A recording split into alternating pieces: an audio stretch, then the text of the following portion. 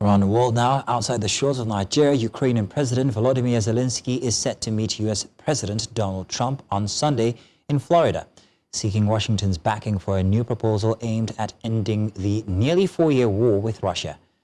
The talks come after weeks of intensive U.S.-Ukraine negotiations that produced the 20-point peace plan, though it currently lacks Moscow's approval. The meeting at Trump's Mar-a-Lago residence follows a major Russian missile and drone attack in Kyiv. Zelensky said he hopes the discussion will be constructive, adding that the latest assault shows Russian President Vladimir Putin's true intentions. Now, joining us on the news to discuss this is Professor Mukesh Kapila from the University of Manchester. He joins virtually from Geneva. Professor Mukesh, you're welcome. Thank you very much. Professor, given that President Zelensky's last face-to-face meeting with Donald Trump did not go well, how significant is this renewed engagement for Ukraine's war strategy? Well, that famous meeting that you're talking about happened nearly a year ago.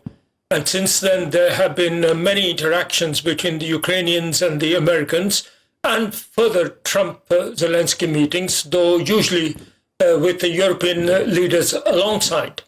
Now, and so I think the climate has improved between the US and Ukraine, especially as Russia has not played ball so far.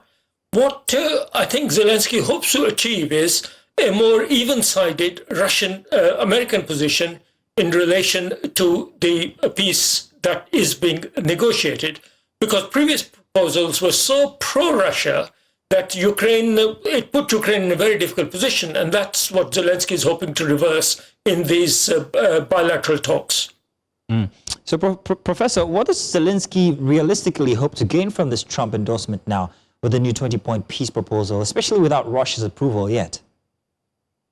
Well, we hope that what Zelensky is hoping is that the revised 20-point plan will provide speaking points for Russia when to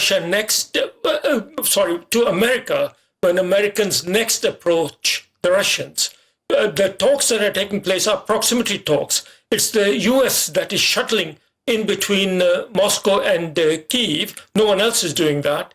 And so it's a question of proposal, counter-proposal, and counter-proposal. So this is a latest iteration of that, and it consolidates the points that have been made previously, including some new compromises that Ukraine has made, as well as expecting Russia to make some compromises on its own. So Zelensky wants Trump to go to Russia with these revised proposals and to get a fairer deal to end the war.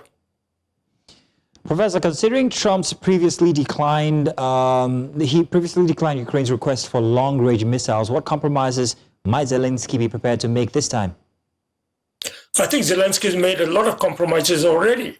For example, for the first time, he has agreed that it is possible to think of Donbass being shared territory, demilitarized, turned into an economic zone perhaps, but certainly he is more open to that than he's ever been. He's also agreed to, in terms of having some referendum at some time in Ukraine and also an election, points that have been critically made by both Russia and the US. So in that sense, I'm not sure that Zelensky is in a position to make many more compromises without actually just throwing in the towel completely.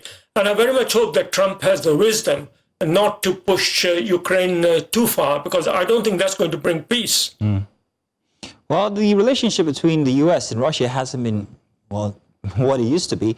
But if this meeting again falls short of expectations for Ukraine, what impact could that have on Ukraine's diplomatic leverage and also the battlefield momentum going forward? Well, I think it actually increases Zelensky's diplomatic leverage, because the way Zelensky has positioned Ukraine and himself very skillfully in the past few months after initial debacles is that it's a reasonable country. It wants to make peace. It wants to actually make compromises.